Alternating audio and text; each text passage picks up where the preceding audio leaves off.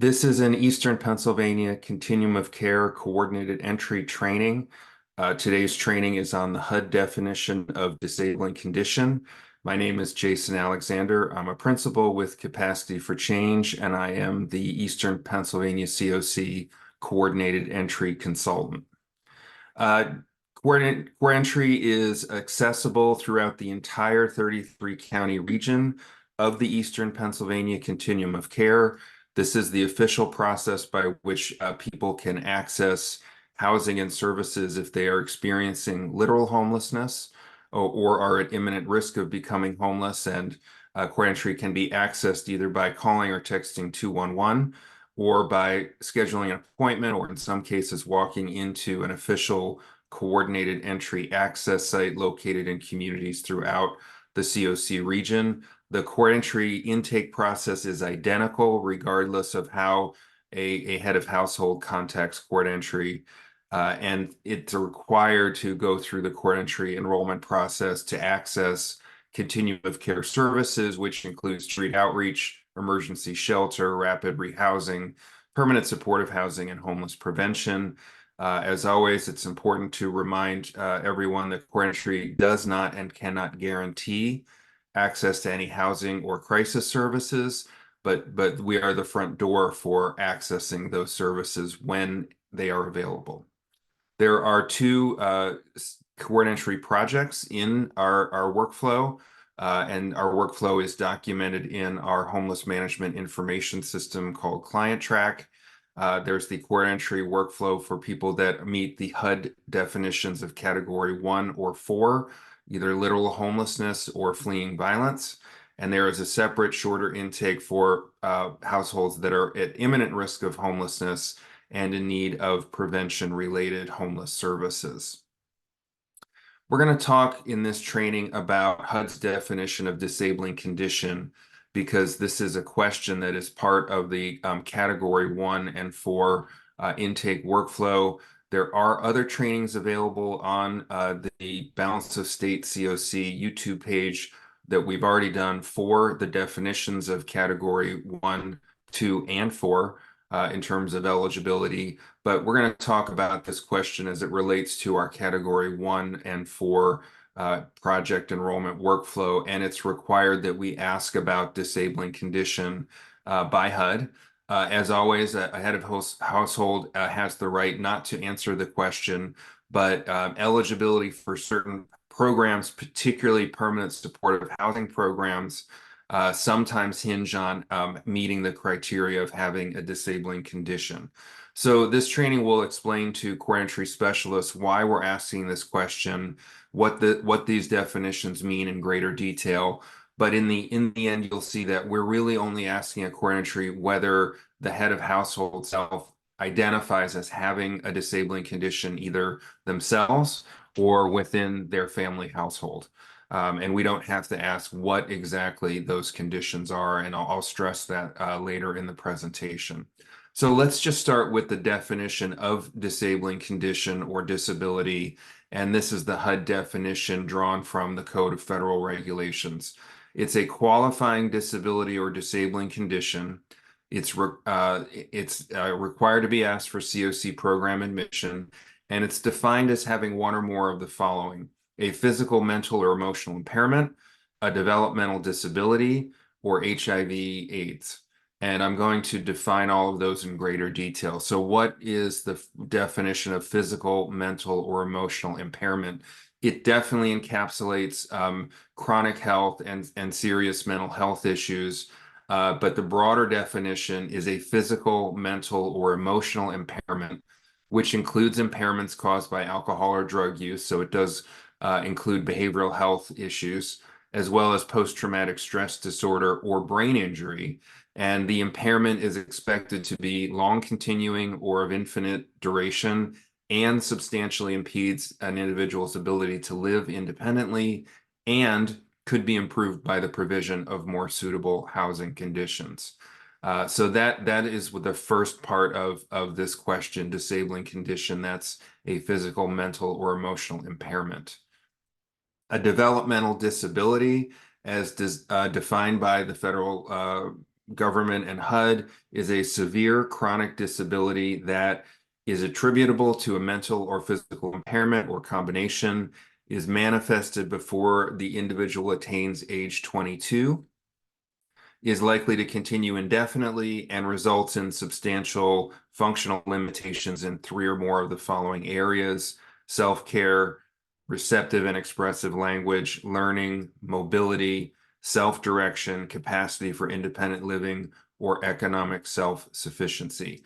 Part of the reason that it's important for core entry specialists to understand these more detailed definitions, even though we're not asking people to describe in any detail at all what their self-defined disability is, it's critical that in some cases people might ask you, they might share they have, or someone in their household has what they think is a developmental disability, but they're not sure.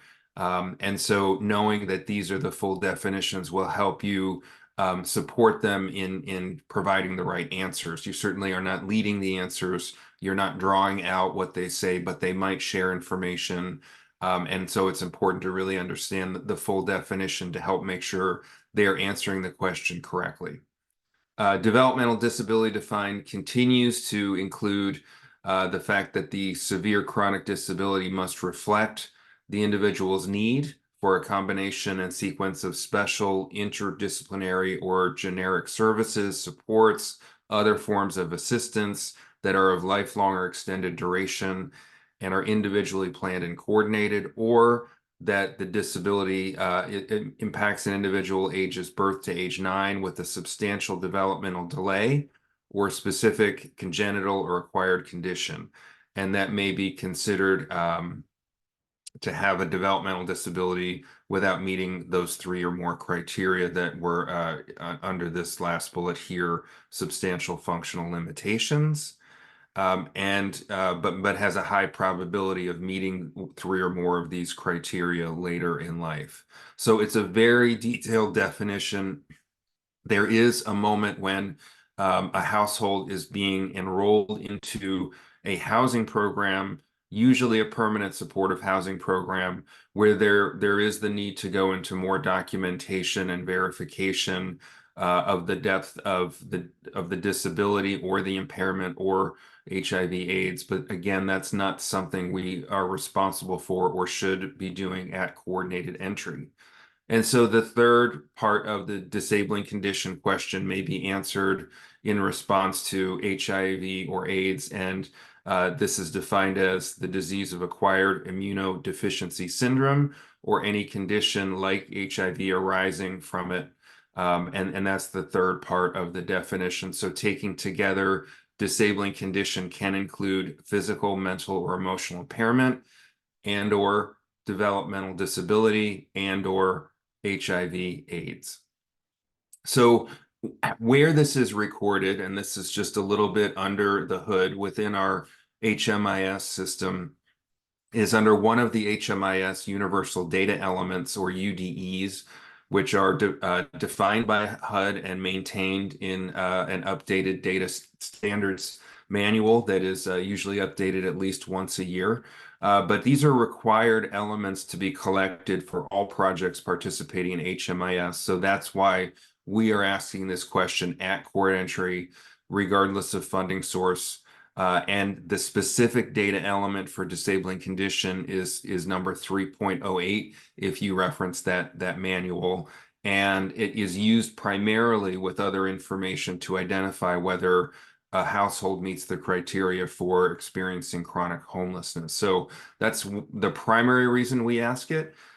For programs in our continuum of care that are funded by HUD CoC grants, those permanent supportive housing projects must include a member with a qualifying disability, and it may be an adult or child, which is why at core entry we're asking about a developmental disability at any member of the household. There are also, just so we're aware, projects within our continuum of care that are a specific kind of permanent supportive housing as defined by HUD. And those projects are either dedicated to or prioritizing people experiencing chronic homelessness, and the head of household must have the qualifying disability in that case. Again, these are details that are managed at the housing program level, and we don't have to worry about those at coordinated entry, but we certainly, I think, benefit from understanding them in greater detail. There are other CoC projects, housing programs specifically, that can prioritize or focus on persons with disabilities, but are not necessarily required to do so. And those projects must do so in compliance with all federal fair housing requirements and state fair housing requirements. This is why it's so critical that we're asking this question about disabling condition. How we ask this question, and you can see on the screen that this is just a screenshot of what the question looks like in our PAHMIS client track workflow. On disabling condition, the question that our core entry specialists are trained to ask is the following. For this question, we only need a yes or no. There's no need to disclose any specific diagnosis. Do you or any household member have a diagnosable physical or developmental disability or any physical, mental, or emotional impairment related to post-traumatic stress disorder, brain injury, a chronic health condition, mental health disorder, substance use disorder, or HIV/AIDS? That's the current question we ask.